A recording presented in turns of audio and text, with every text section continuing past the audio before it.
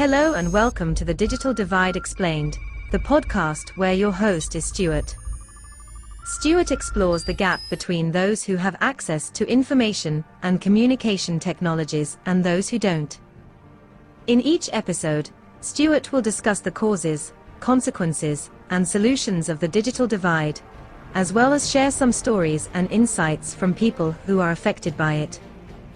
Whether you are a tech enthusiast, a social activist, or just curious about the world, this podcast is for you. So sit back, relax, and enjoy the show.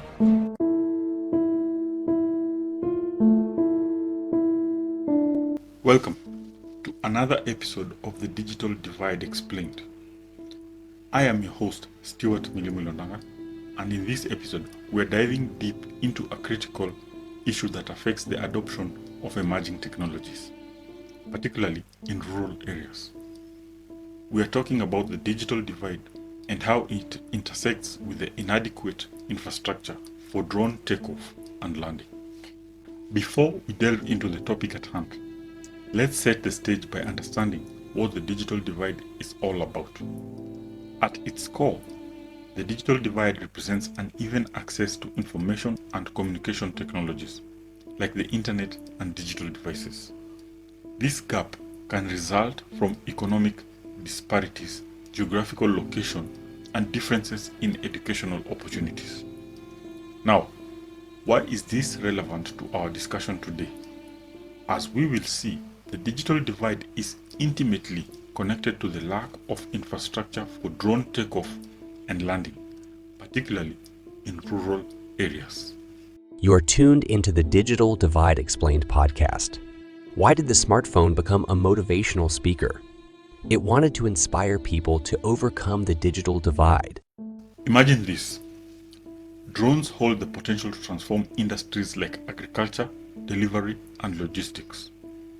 They promise efficiency, cost effectiveness, and access to remote areas. However, one glaring obstacle stands in their way: the lack of proper infrastructure for takeoff and landing. In rural areas, this challenge becomes even more pronounced. Why? It boils down to several factors. Let's break down these factors. First, the sheer cost of building and maintaining drone infrastructure is staggering. Constructing drone pods and maintaining them is an expensive endeavor. In areas with lower population density, like rural regions, the limited demand for drone services makes it challenging to justify these expenditures. You are tuned into the Digital Divide Explained podcast. What's a computer's favorite game? Bridge. Because it's all about connecting. Another hurdle is the lack of clear regulations governing drone takeoff and landing in rural areas. When regulations are absent or ambiguous, businesses and organizations find it difficult to operate drones legally and safely. Moreover, there is the issue of public acceptance. Some folks have reservations about drones, particularly in rural areas where fewer witnesses might be around to see any accidents. Building and operating drone pods often require community consent, and public concerns about safety can become a significant roadblock. You are tuned into the Digital Divide Explained podcast. Why did the laptop apply for a job at the bakery? It wanted to be a cookie manager. But here's the exciting part. There have been recent developments that offer hope for addressing the infrastructure gap, especially in rural areas. These innovations might just be the key to bridging the digital divide. One of these innovations is the concept of pop-up drone pods.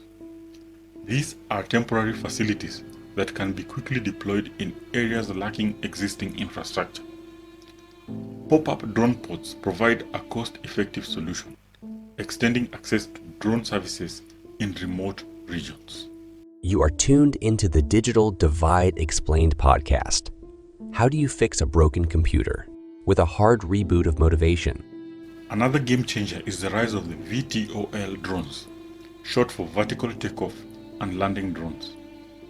These UAVs do not require traditional runways or landing pads, making them perfectly suited for rural areas. While still in the early stages of development, VTOL drones have the potential to redefine how drones are utilized in less developed regions. Let's shift our focus to the key players working diligently to bridge the infrastructure gap. You are tuned into the Digital Divide Explained podcast. What do you call a computer with a sense of humor? A laugh-puter. Government agencies play a critical role in shaping regulations and providing funding for infrastructure development. Their involvement is pivotal in addressing regulatory and financial challenges. The accessibility of safe drone infrastructure has a direct influence on businesses, especially those dependent on drones.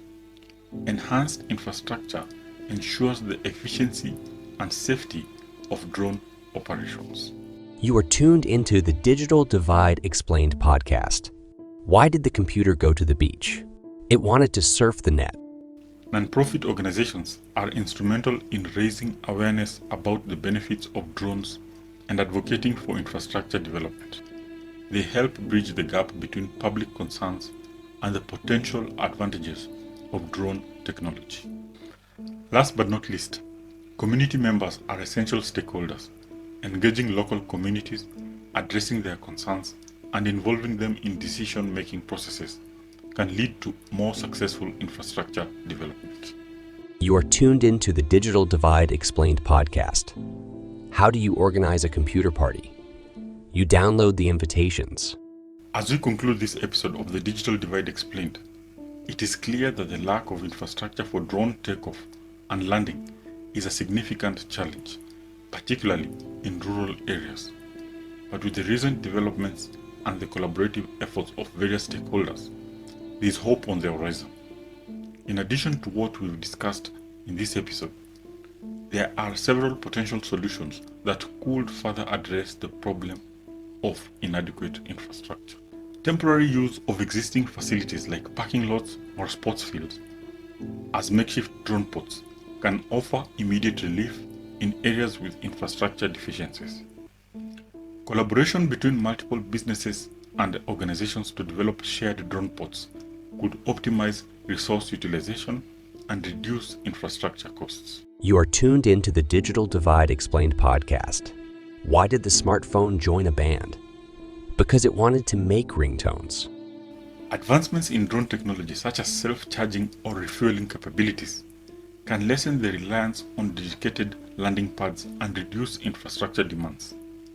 Investing in the research and development of technologies that enable drones to land safely in challenging environments like forests or fields could expand their operational range.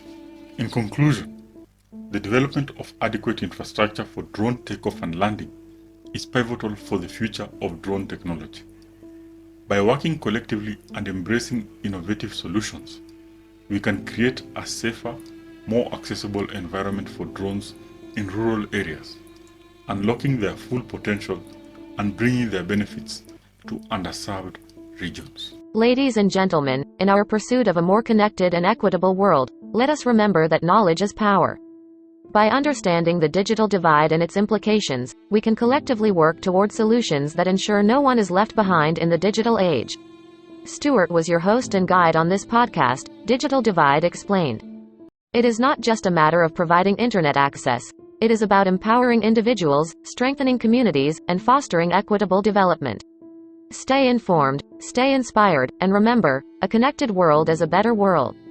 Stewart is now signing off from Digital Divide Explained. Until next time, take care.